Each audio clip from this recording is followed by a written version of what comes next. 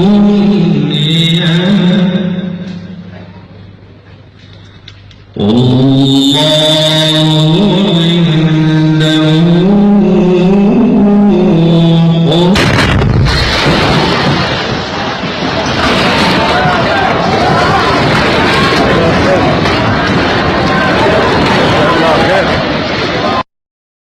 Assalamualaikum warahmatullahi wabarakatuh. Alhamdulillah, fa inna ahsanal kalami kalamullah wa khairal huda huda Muhammad sallallahu alaihi wasallam wa syarrul umuri muhdatsatuha fa inna kulla muhdatsatin bid'ah wa kulla bid'atin dalalah wa kulla dalalatin finnar. Kembali bersama saya Zulkarnain El-Madui. Kali ini ingin saya angkat tentang fitnah terhadap Wahabi, seperti bom yang terjadi di tengah-tengah Maulid Nabi Muhammad sallallahu alaihi wasallam di Afghanistan, di Pakistan dan sebagainya.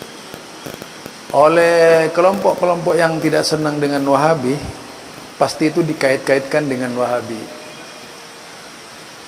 Itu sudah pasti, seperti kejadian di Indonesia. Bahkan untuk menggambarkan Wahabi jelek itu dicari-carilah dengan cara parodi dan sebagainya. Walaupun banyak hal-hal yang nyata yang dilakukan oleh kelompok yang tidak senang lebih kejam dari fitnahnya sendiri. Jadi lebih kejam dari fitnah yang disebarluaskan. Contoh mengenai pengeboman di Afghanistan, di Pakistan dan sebagainya. Itu kan negeri konflik politik, ya. Jadi negeri konflik politik itu berbagai macam cara dilakukan untuk menggambarkan kelompok-kelompok tertentu sesuai dengan keinginan politik. Apalagi di situ banyak partai, ya. Kemudian banyak puak-puak, banyak ya suku dan sebagainya, yang semuanya haus kekuasaan, sehingga tidak bisa dilepaskan dari politik-politik kotor yang dilakukan oleh mereka. Mengapa kemudian harus dituduhkan kepada Syekh Muhammad bin Abdul Wahhab? Ini adalah sebuah dosa besar, dan biasanya yang sering mengangkat-ngangkat beginian ini adalah orang-orang yang memang benci sejak awal. Mereka yang suka menebarkan kebencian sejak awal itu. Mereka yang suka menimbulkan konflik pemikiran di tengah-tengah umat. Ya, contohnya seperti petuah kiai itu sudah jelas sekali tukang fitnah itu. Situs paling tukang fitnah itu petuah kiai gitu. Kemudian ada lagi YouTubuna itu. Lah, biasanya menambah-nambah, meskipun dua orang ini hampir sama, ya, atau satu orang yang sama itu, karena gayanya, motifnya dan sebagainya sama, memfitnah Wahabi. Pasti yang dicecar itu adalah Wahabi. Nah, seperti kejadian di Afghanistan, seperti kejadian di Pakistan tuh mengenai pengeboman Maulid dan sebagainya, pasti tidak dilepaskan dari orang yang tidak suka dengan Wahabi. Itu sudah pasti, karena pikirannya mereka sudah kotor, penuh dengan kejelekan-kejelekan. Jadi isinya di otaknya itu adalah tai gitu. Jadi isinya mereka itu di otaknya adalah tai, atau bisa kita katakan isi otak mereka itu adalah comberan, sehingga cara berpikirnya tidak ada yang baik, karena comberan semua sudah otaknya itu. Bagaimana dia bisa berpikir baik kalau sudah otaknya tidak bersih gitu? Bagaimana dia bisa husnudzan kalau otaknya dia sudah kotor? Orang yang biasa makan dari barang yang kotor, sudah pasti yang akan keluar dari mulutnya itu adalah barang-barang kotor. Jadi istilah hadis itu, wa malbasuhu haramun wa mat'amuhu haramun. Makanannya haram, pakaiannya haram, gitu ya dikatakan tuh. Pakaiannya haram. Bagaimana bisa kemudian mulutnya tidak haram? Pasti yang keluar dari mulutnya barang-barang yang haram. Jadi anti Wahabi umumnya seperti itu. Memang paling berani, walaupun ilmunya itu tidak ada apa-apanya, ya. Bagi saya tuh, saya tidak melayani banyak teman itu karena buktinya saya ketika mempersoalkan hadis doa bersama sampai sekarang tidak ada yang bisa menanggapi. Ketika saya menanggapi masalah istiwa sampai sekarang tidak ada yang bisa menanggapi. Itu satu bukti.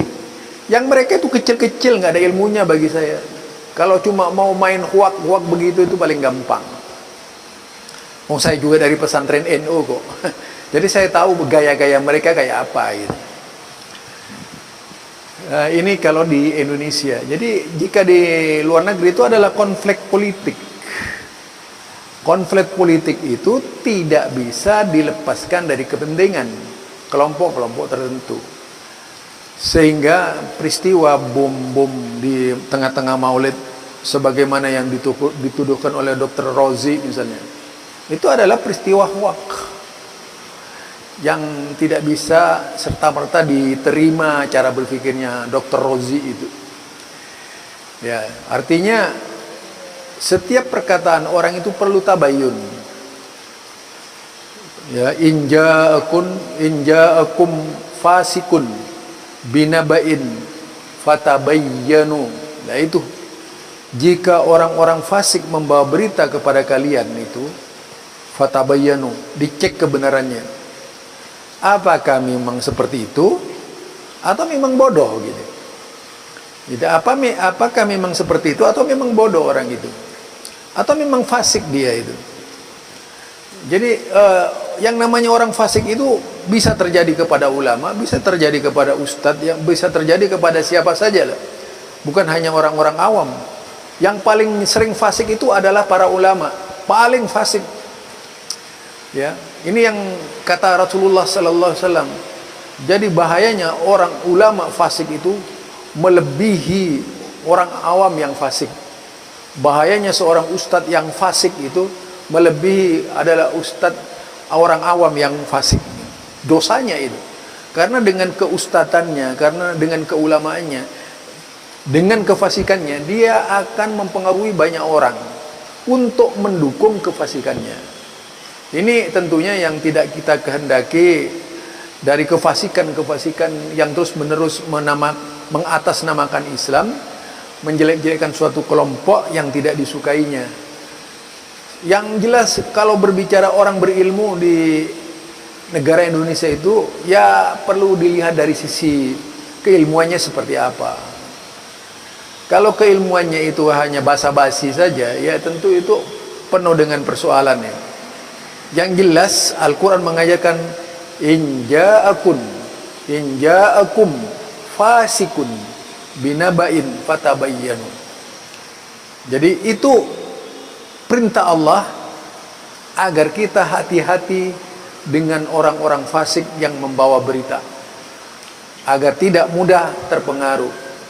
Pengeboman yang terjadi itu tidak lain adalah isu yang sengaja diciptakan oleh kelompok tertentu. Kalau di Indonesia menjadi salah satu dasar pemikiran untuk menjelek-jelekkan Wahabi, itu sudah pasti. Orang-orang yang di sini menjadi underbu dari kebencian terhadap Wahabi itu, kalau tokohnya kita angkat Islah Barawi, kemudian Dr. Ar-Rozi, Idrus Ramli, ini kelompok-kelompok. Bahkan kalau Islah Barawi ini paling berani, kadang-kadang sahabat tua dimaki-maki. Berbicara nasionalisme, tidak pernah baca Al-Quran. Apa sih?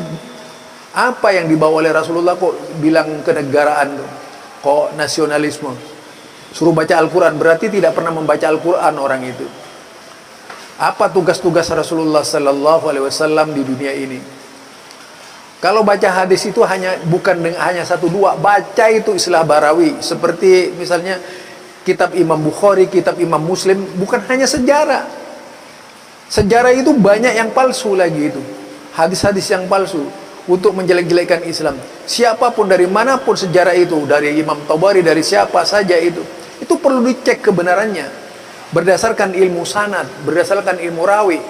Dengan demikian akan selamat dari berita-berita palsu. Jadi bukan hanya sekedar mengumbar mengumbar kebencian saja. Karena memang intinya ente itu diprogram untuk anti Wahabi. Jadi ente itu diprogram untuk anti Wahabi, itu Islah Barawi. Bukan orang yang bisa berbicara jujur. Kalau sudah Di program anti Wahabi itu orang sudah pasti tidak bisa dikatakan jujur. Ini dari saya Zulkarnain El Maduri. Assalamualaikum warahmatullahi wabarakatuh.